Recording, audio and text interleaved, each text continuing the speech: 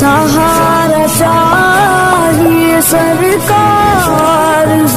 پھر میرے دوست نے فرمایا آپ نے رسول اللہ سے کہا اچھا ہوا آپ میری مشکل کے وقت تشریف لائے اور پورا جو خواب میں آپ کو سنا چکا ہوں۔ تو رسول پاک سے آپ نے پوچھا کہ یا رسول اللہ بتائیں آپ کے وہ غسل کا پانی بعد وصال کا کہاں گیا؟ تو رسول پاک نے فرمایا یہ جو میرے بازو میں یہ مرد کھڑا ہے اس سے پوچھ لو، یہ تمہیں بتائے گا۔ اس کا ایسے رنگ کا کپڑا تھا، اس کے کپڑے کا لباس کا رنگ ایسا تھا، سرکار غوث الاعظم دستگیر کہتے ہیں اس کا لباس کا رنگ ایسا تھا، اس کا چہرہ صاف دکھائی نہیں دیتا تھا۔ مفتی اعظم مکہ نے کہا ہاں بالکل ایسا ہی تھا۔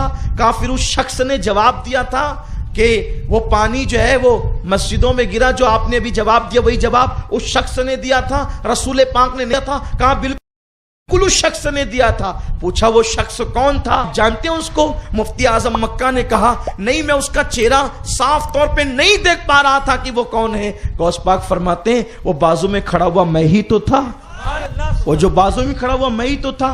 اس سے غوث پاک کا مرتبہ بھی پتا چلا کہ غوث پاک وہ ذات ہے کہ جہاں کوئی جواب نہیں دے پاتا آپ دے پاتے ہیں، لیکن مسجد کی اہمیت بھی پتا چلی۔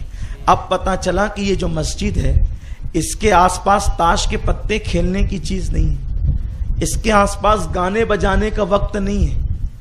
مسجد میں نماز ہو رہی ہو تو بھی اس کا ادب لازم ہے، اور مسجد میں تالا لگا ہوا ہے تو بھی اس کا ادب لازم ہے۔ کیوں؟ ایسا ہے کہ جب نماز ہوتی ہے تو یہ مسجد رہتی ہے، اور جب نماز نہیں ہوتی تو پھر یہ کچھ اور بن جاتی ہے، غیر مسجد ہو جاتی ہے۔ نہیں، بلکہ آپ کو پتا ہونا چاہیے جس وقت انسان نماز پڑھتے ہیں اس وقت تو آپ ادب کرتے ہیں، لیکن جب انسان نماز نہیں پڑھتے مسجدیں خالی ہوتی ہے تو اس وقت اللہ کے فرشتے عبادت کرتے ہیں، اس وقت اللہ کے فرشتے مصروف عبادت رہتے ہیں۔ بہت سارے لوگ اسی ڈر کے مارے مسجد کے بازو میں رہنا پسند نہیں کرتے، ڈرتے ہیں کہ بھئی مسجد کے بازو میں رہیں گے تو زور سے ٹیپ نہیں بجا سکیں گے، شادی ہوں گی تو ڈی جے بجا کر ناچ نہیں سکیں گے، گانے نہیں گا سکیں گے، اور یہ نہیں کر سکیں گے اور وہ نہیں کر سکیں گے۔ یاد رکھنا جو لوگ مسجد کے پڑوس میں رہتے ہیں قیامت کے دن اگر انہوں نے مسجد کا حق ادا کیا ہوگا تو مسجد ان لوگوں کی سفارش کرے گی، اللہ یہ میرا پڑوسی تھا تو دنیا میں میرا پڑوسی تھا تو جنت میں بھی میرا پڑوسی بننا چاہیے۔ اللہ فرمائے گا جا میں تیری سفارش کو قبول کرتا ہوں اور جنت میں بھی میں اس کو تیرا پڑوسی بناؤں گا۔ میرے پیارے آقا علیہ السلام کے پیارے دیوانوں، مگر کون لوگ؟ جو لوگ مسجد کا احترام کرتے ہیں، مسجد کا ادب کرتے ہیں، ورنہ عام طور پہ آپ کے محلے میں ایسا نہیں ہوتا ہوگا، لیکن میں دوسرے محلے کی بات بتا رہا ہوں۔ اب آپ کے یہاں میں آتا جاتا بھی نہیں ہوں زیادہ تو مجھے نہیں پتا ہے کہ یہاں کیا کیا ہوتا ہے۔ لوگ کیا کرتے ہیں، اپنی بکری لا کر کے باندھ دیں گے مسجد کے کھوٹے سے، اپنی بھینس لا کے باندھ دیں گے مسجد کے کھوٹے سے۔ اب وہ پیشاب کر رہی ہے، پاخانہ کر رہی ہے، گندگی کر رہی ہے، اور صفائی کون کرے گا؟ بانگی کرے گا صفائی۔ مسلمان، مالے گاؤں کے مسلمان اس قدر بے غیرتی کے ساتھ مؤذن کو پکارتے ہیں، کرے بنگیا کبے بنگیا اس طریقے سے بولتے ہیں۔ کوئی بولتا ہے بانگی، یہ حال ہے، لیکن جس کو تو بنگیا اور بانگی بولتے ہو اس کا مرتبہ کیا ہے اللہ کی بارگاہ میں تمہیں پتا ہے؟ وہ نائب بلال حبشی ہے، وہ نائب بلال حبشی ہے۔ اور کل قیامت کے دن جب لوگ نفسی نفسی کریں گے اور لوگ پیدل چلیں گے قیامت کے دن، اس وقت جس کو تم بنگیا کہتے تھے حقارت سے، وہ مؤذن اونٹنی پر بیٹھ کر اذان دیتے ہوئے قیامت کے دن آئیں گے اور ان کی گردنیں فخر سے اونچی ہو جائے گی۔ لوگ کہیں گے یہ کون ہیں؟ سب نفسی نفسی کہتے ہیں اور یہ اذان دیتے ہوئے آ رہے ہیں۔ تو اس وقت لوگ کہیں گے نہیں دیکھتے آگے آگے بلال ہے اور پیچھے پیچھے مسجد کے مؤذن ہیں جو اللہ کی رضا کے لیے اذان دیا کرتے تھے۔ طہارت کے ڈھیلے مؤذن دھوئے، بیت الخلا مؤذن دھوئے، مسجد کی صفائی مؤذن کرے، پھر بھی تھوڑا سا تنکا رہ جائے تو میری قوم کہے بانگی کو پھکٹ کے پیسے دیتے ہیں، بہت زیادہ چڑھ گیا ہے، صحیح سے صفائی نہیں کرتا، یہ سب چٹائی پہ دھول ہے۔ جمعہ کے دن 2 رکعت پڑھنے کے لیے آتے ہیں اور امام اور مؤذن پہ ظلم ڈھاتے ہیں۔ امام کی 50 برائیاں، مؤذن کی 150 برائیاں، لیکن اپنی برائی کسی کو نظر نہیں آتی۔ 5 منٹ بیان زیادہ ہو گیا تو پورے ہفتے بھر اس پہ زگ زگ چلتی ہے۔ ایک دن امام فجر میں نہیں آیا تو پورے ہفتے بھر اس پہ ڈسکس ہوتی ہے۔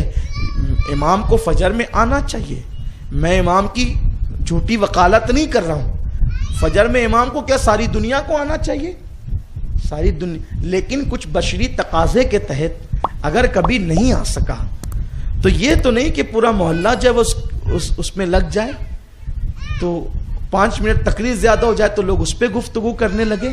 سوچو یہ مسجد، مؤذن اور امام کون لوگ؟ اللہ کے حبیب صلی اللہ علیہ وسلم فرماتے ہیں قیامت کے دن اللہ مسجد کو سواری بنائے گا اور امام کے ہاتھ میں اس کی لگام ہوگی اور مؤذن اس کو ہانکے گا، اور جتنے مسجد کا حق ادا کرنے والے مصلی ہے سب کو اس کے اندر بٹھایا جائے گا اور وہ اس شان کے ساتھ قیامت کے دن آئیں گے.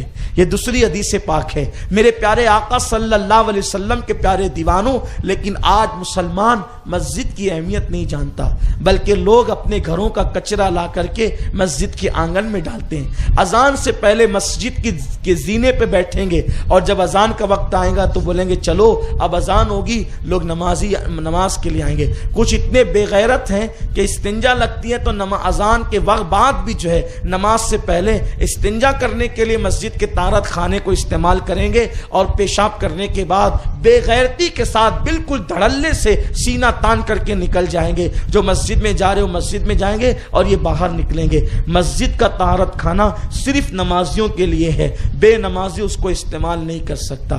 مسجد کی حرمت یہ ہے کہ جو جھاڑو مسجد کے لیے وقف کر دی گئی. دیکھو مسجد کی حرمت کیا ہے. جو جھاڑو مسجد کے لیے وقف کر دی گئی وہ جھاڑو آنگن کے لیے استعمال نہیں کی جا سکتی. مسجد کی حرمت یہ ہے جو چراغ مسجد کے لیے وقف کر دیا گیا وہ چراغ کسی اور کے گھر میں روشن نہیں کیا جا سکتا. میرے پیارے آقا صلی اللہ علیہ وسلم کے پیارے دیوانوں، مسجد کی حرمت یہ ہے کہ اگر مسجد میں کوئی چیز گم ہو جائے تو اس کو ڈھونڈنا واویلا کرنا جائز نہیں ہے.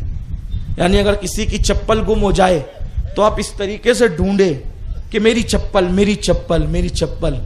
اللہ کے رسول نے ایسے لوگوں پہ لعنت فرمائی اور حضور نے دعا کی جو مسجد میں گم شدہ چیز کو تلاش کرے اللہ اس کی چیز اس کو کبھی نہ ملائے.